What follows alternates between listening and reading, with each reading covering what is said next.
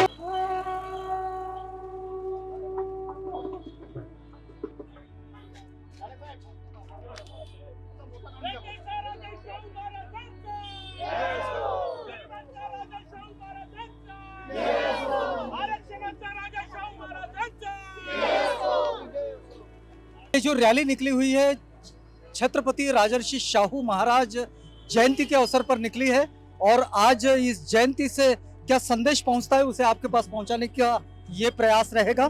आज शाहू महाराज छत्रपति राजर्षि शाहू महाराज जिन्हें आरक्षण का जनक कहा जाता है, लेकिन इस राजा को भी हम लोकतंत्र में याद करते हैं, ऐसा क्यों? नहीं, देखिए, सबसे पहले तो मैं आपके आवाज़ इंडिया के माध्यम से पूरे देशवासियों को छत्रपति शाहू महाराज की 151 जयंती की बहुत बहुत शुभकामनाएं देता हूँ। जिस प्रकार अभी आपने बताया है कि लोकतंत्र के अंदर में भी शाहू महाराज को क्यों याद किया जाता है, आज जिस प्रकार की हालात पूरे देश के अंदर में है, आज आरक्षण का मुद्दा बड़े पैमाने में पूरे देश के अंदर में चल रहा है। किसी पर मैं व्यक्तिगत तौर पर टिप्पणी नहीं करना चाहूँगा, मगर आप सब जानते हैं परम पूज्य बाबा साहब आम्बेडकर का संविधान मिटाने की कोशिश की जा रही है। इसीलिए संविधान परिवार के माध्यम से हर साल हम शाहू महाराज की जयंती यहाँ पर बड़े पैमाने में मनाई जाती है। आप देख रहे हैं कि बड़े पैमाने में यहाँ लोग जमा हुए हैं, रैली के माध्यम से यहाँ पर आए हुए हैं।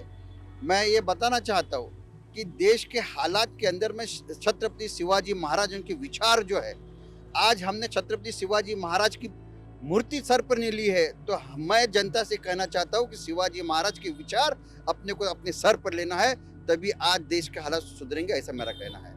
एक संघर्ष की परंपरा है, महात्मा ज्योतिबा फुले से लेकर छत्रपति शाहू महाराज, उसके बाद डॉक्टर बाबा साहब आम्बेडकर जी। आज वर्तमान के लोकतंत्र में शाहू महाराज को इसलिए याद करना पड़ता है कि शाहू महाराज को केवल आरक्षण का जनक करके याद करना पूरा नहीं होगा। वे समग्र क्रांति के जनक थे। जिस धर्मपीठों के आदेशों ने यहाँ के करोड़ों शूद्रों को शिक्षा प्रतिनिधित्व सहभागिता का अधिकार छीन लिया था, वो देने का काम पहला आवाज बुलंद करने वाले महात्मा ज्योतिबा फुले, लेकिन उनके कार्य को कानूनी तौर पर आगे बढ़ाने वाले छत्रपति शाहू महाराज थे, जिन्होंने शिवाजी महाराज को शूद्र है कर राज्याभिषेक को नकार दिया था। उन्होंने ही छत्रपति शाहू महाराज को भी शूद्र कह के नकारा था। तो एक महात्मा ज्योतिबा फुले से सांस्कृतिक क्रांति का प्रतीक करके छत्रपति शाहू महाराज ने स्वतंत्र धर्मपीठों की स्थापना की थी, जिसमें पहली बार इस देश में बहुजनों के धर्मगुरु बने और वो समता का संदेश दे। ये बहुत बड़ी क्रांति। और यही नहीं, 1902 में आरक्षण देकर और अपनी बच्ची की शादी में जिन्हें अस्पृश्य कहा जाता है, जिन्हें नकार दिया था समाज ने, उनको व्यवस्था के अंदर प्रतिनिधित्व दिया। भील, उसके बाद में बंजारा और घुमंतू लोगों को अपने अधिकार क्षेत्र में वकील की पदवी देने वाला ये पहला राजा है। और यही नहीं, समस्त किसी भी धर्म का हो, मुस्लिम धर्म का हो, ईसाई हो, बौद्ध हो, सिख हो, सारे पिछड़ों को 50% आरक्षण देकर प्रजातंत्र की नींव ही उन्होंने रखी थी। आज उस नींव को ही वर्तमान में कहीं न कहीं हिला देने का काम चल रहा है। आरक्षण को जहां तक हो सके आज मिटाने के कगार पर पहुंचा दिया गया है। इसलिए हमें छत्रपति शाहू महाराज को याद करना पड़ता है कि ये लड़ाई केवल और केवल आरक्षण की नहीं है। अभी अभी कल परसों एक यादव जी कथा करने गए थे, उनका मुंडन करवाया, क्योंकि वो यादव है, कथा नहीं कर सकते। छत्रपति शाहू महाराज ने तो तभी कथा करने का अधिकार सारे बहुजनों को दिया था। यादव साहब ने डॉक्टर बाबा साहब आम्बेडकर, महात्मा ज्योतिबा फुले और शाहू महाराज को बराबर नहीं पढ़ा। आज समस्त युवा पीढ़ी को छत्रपति शाहू महाराज को पढ़कर लोकतंत्र को बचाने की पहल करना निहायत जरूरी है। छत्रपति राजर्षि शाहू महाराज का कार्य आज भी प्रासंगिक क्यों लगता है? देखो, इस भारत भूमि पे पहली बार लोकशाही की बात करने वाला अगर कोई होगा वो भगवान गौतम बुद्ध थे। भगवान गौतम बुद्ध जी ने जो लोकशाही यानी अपनी राज्य व्यवस्था, राजकीय वस्त्र को छोड़ के समाज को बताया कि आप निर्णय लो, और वो निर्णय क्षमता लोगों के बीच में लोकशाही के माध्यम से लाने वाले भगवान बुद्ध थे।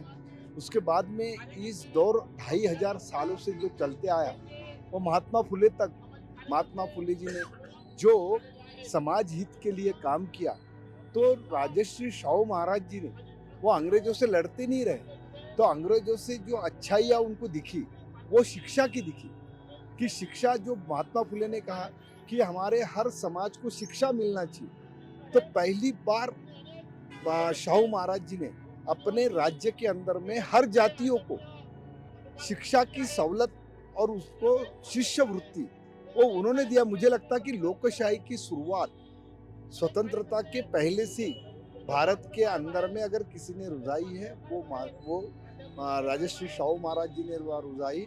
और इंटरकास्ट मैरिज, अपने बच्ची का अंतरजातीय विवाह करना वो सादी बात नहीं। एक राजा अगर उस ढंग से पाउल उठाता है तो ये भारतीय संविधान को जो चाहिए था, न्याय और स्वतंत्रता, शिस्त, ये सब चीज़ें शाहू महाराज जी के विचारों में है करके आज उनकी ज़्यादा ज़रूरत इसलिए लग रही है कि हम पूरे खासगीकरण के अंदर में जा रहे हैं। खासगीकरण इतने सपाटे से हमारे देश में हो रहा है और वो खासगीकरण कहीं हमारे व्यवस्था को और जाति व्यवस्था में बांटने का प्रयास करेगा, ऐसा मुझे लगता है। तो करके आज शाहू महाराज को याद करना हमें जरूरी है। सिर्फ याद नहीं तो उस पर हम लोग कैसा अमल बजावनी कर सकते हैं, भाईचारा बढ़ा सकते हैं, प्रेम और प्यार की बात, मानवता ही पंथ मेरा, इंसानियत है पक्ष मेरा, सबकी भलाई धर्म मेरा, दुविधा को हटाना मर्म मेरा, एक जात बनाना कर्म मेरा, सब साथ चलाना मर्म मेरा, नीच ऊंच हटाना गर्व मेरा, और गिरते को उठाना स्वर्ग मेरा। यह ही शाहू महाराज जी का, महात्मा फुले जी का और डॉक्टर बाबा साहेब आम्बेडकर जी का भारतीय संविधान का मूल अर्थ है। उस अर्थ के कारण आज शाहू महाराज जी को हम लोग संकल्प करें, कुछ तो संकल्प करें। और मुझे लगता है, आशा है कि इन महापुरुषों के विचारों से मेरा देश बदलेगा, निश्चित बदलेगा। धन्यवाद। जय हिंद। आज के वर्तमान की परिस्थिति को देखते हुए छत्रपति शाहू महाराज बहुत ज़्यादा प्रासंगिक इसलिए भी है कि उन्होंने उनके ज़माने में जो बातें शुरू की थी इस देश के पसमानदा लोगों के लिए, गरीब लोगों के लिए, और ख़ासकर अछूत लोगों के लिए उन्होंने जो रिजर्वेशन का एक सामाजिक दायित्व निभाते हुए उस वक्त शुरुआत की थी, उसको देखते हुए वर्तमान में उनके बनाए हुए मार्ग पर इस देश को चलना बहुत ज़रूरी है। ये उनकी प्रासंगिकता है। वर्तमान में उनसे क्या सीख लेनी चाहिए? विशेषकर वर्तमानकालीन जो भी सरकारें इस देश के सत्ता में आई है, उन्होंने शाहू महाराज से बहुत कुछ सीखना चाहिए कि राज कैसे चलाया जाता है, लोगों को कैसे इकट्ठा किया जाता है, उनमें राष्ट्रीय जागृति कैसे निर्माण की जा सकती है और राष्ट्रीयत्व की भावनाओं को और आगे ले जाते हुए उससे सामाजिक दायित्व, सामाजिक जो पिछड़ापन है उसको दूर करना कितना ज़रूरी है, ये हमने सीखना चाहिए। इस समय ये जो रैली का समापन यहाँ हुआ है, ये रैली का समापन हुआ है मेडिकल चौक में, जहाँ गवर्नमेंट मेडिकल हॉस्पिटल और कॉलेज जिस चौराहे पर है, इसे मेडिकल चौक के नाम से लोग जानते हैं, लेकिन बड़े लंबे समय से ये मांग भी रही है कि इस चौराहे को छत्रपति राजर्षि शाहू महाराज के नाम से पहचाना जाना चाहिए। और ये मांग भी हर बार जब जब हम इस कवरेज के लिए आते हैं तो ये लोगों की डिमांड में होती है। क्या कहेंगे, कहाँ पर तक पहुँचा है ये सब आपका जो डिमांड है? ये सब कुछ सरकारी फाइलों में दबा हुआ है ऐसा मुझे लगता है, लेकिन यहाँ की महानगर पालिका और यहाँ के NIT नागपुर इम्प्रूवमेंट ट्रस्ट के द्वारा, जिसके अंडर ये चौक का सौंदर्यीकरण आता है, तो जल्द से जल्द इस चौक का नामकरण राजर्षि शाहू महाराज के नाम से अगर किया जाए तो इस शहर की शान में एक नया आयाम लिखा जाएगा। क्योंकि इतने बड़े चौक में, इतना बड़ा शहर है, उत्तर पूर्व मध्य पश्चिम दक्षिण वगैरह सब पूरा शहर, ये शहर में शाहू महाराज के लिए अगर ये जगह शाहू महाराज चौक राजर्षि शाहू महाराज के नाम से अगर इस चौक का नामकरण कर दिया जाए तो इस शहर के शान में एक चार चांद लग जाएंगे ऐसा मुझे लगता है। और यहाँ के प्रशासन ने इन सारी बातों की तरफ ध्यान देकर ये डिमांड रेस करने के पीछे का क्या वजह, क्या देखते हैं? हाँ, वजह यह है कि इस शहर में बहुत से लोगों के पुतले हैं, बहुत से लोगों के नाम से चौक है, लेकिन शाहू महाराज के नाम से कोई चौक नहीं है। तो शाहू महाराज के नाम से अगर कोई चौक नहीं है तो इससे अच्छा कोई दूसरा चौक हो नहीं सकता, क्योंकि इस इलाके में वो सारे के सारे लोग बसते हैं जो इस शहर के, इस देश के अनुसूची में आते हैं। तो उन लोगों की आस्था को ध्यान में रखते हुए इस चौक का नामकरण जल्द से जल्द राजर्षि शाहू महाराज चौक कर देना चाहिए ऐसा मुझे लगता है। और मेरी प्रशासन से ये विनती है कि इसके ऊपर अगर जल्द से जल्द अमल कर दिया जाए तो एक बहुत अच्छा काम होगा इस शहर के लिए, महानगर पालिका के लिए और नागपुर इम्प्रूवमेंट ट्रस्ट के लिए। देखिए, छत्रपति शाहू महाराज एक ऐसी शख्सियत है जिन्होंने अपने जीवन काल में जो भी बहुजन समाज के हित के विचार थे वो सिर्फ विचार व्यक्त नहीं किए, तो उस पर उन्होंने अमल किया। 50% बहुजन समाज को आरक्षण देने का अगर इस पूरे भारतवर्ष में किसी ने अगर लोकोत्तर कार्य किया है तो हमारे आरक्षण के जनक छत्रपति शाहू महाराज ने किया है। आज उनकी 151वीं जयंती है। सभी भारतवासियों को मैं शुभकामनाएं देता हूं। जो आपने सवाल किया वो बड़ा लाजमी है, आज के हालात में बहुत लाजमी है। वर्तमान जो महाराष्ट्र और केंद्र की सरकार है वो आरक्षण की तो बात करती है, ओबीसी की जनगणना की बात करती है, सभी तबके को हम हक देंगे ये बात करती है, लेकिन अमल में लाने के लिए उनकी मंशा नहीं है। जिसका मैं आपको एक उदाहरण देता हूं कि जो सामाजिक न्याय का जो पैसा है, खासकर जो SC ST के लाभार्थियों का जो पैसा है वो लाडली बहनाओं के खाते में ट्रांसफर करके आपने जो भी बाबा साहब आम्बेडकर ने दी हुई जो हमको आज़ादी, जो हक थे और जो अधिकार थे, उसका आपने उल्लंघन किया है। ये सबसे बड़ी गलती है। इसके विरोध में हम कल संविधान चौक में एक धरना आंदोलन कर रहे हैं। हम आपके माध्यम से सभी नागपुर वासियों को और विदर्भ वासियों को और भारतवासियों को आगाह करते, विनती करते हैं कि जो कार्य, लोकोत्तर कार्य हमारे आरक्षण के जनक छत्रपति शाहू महाराज ने किया और विश्वरत्न डॉक्टर बाबा साहब आम्बेडकर जी ने किया, कल ही एक विशेष महानाटिका के माध्यम से विश्वरत्न डॉक्टर बाबा साहब आम्बेडकर की दूसरे महायुद्ध में क्या भूमिका थी, आरक्षण के और जो संविधान के बारे में उनके क्या विचार थे, उनके बारे में हमने सुरेश भट्ट सभागृह में एक बड़ा कार्यक्रम रखा था। वो सभी ने सराहा है, लेकिन सिर्फ सराहने से नहीं होगा। आज महल के छत्रपति शिवाजी महाराज चौक से महाराज को अभिवादन करके हमने छत्रपति शाहू महाराज का पुतला हमारे सर पे लेके हम मेडिकल चौक में आए हैं। हमारी मांग ये है कि ये जो मेडिकल चौक है इसको छत्रपति शाहू महाराज चौक ये नाम दिया जाए, ये हमारी काफ़ी पुरानी मांग है। दूसरी बात है कि बाजू में ही जो जीएमसी कॉलेज है, गवर्नमेंट मेडिकल कॉलेज, इसको भी छत्रपति शाहू महाराज शासकीय महाविद्यालय रुग्णालय ये नाम दिया जाए।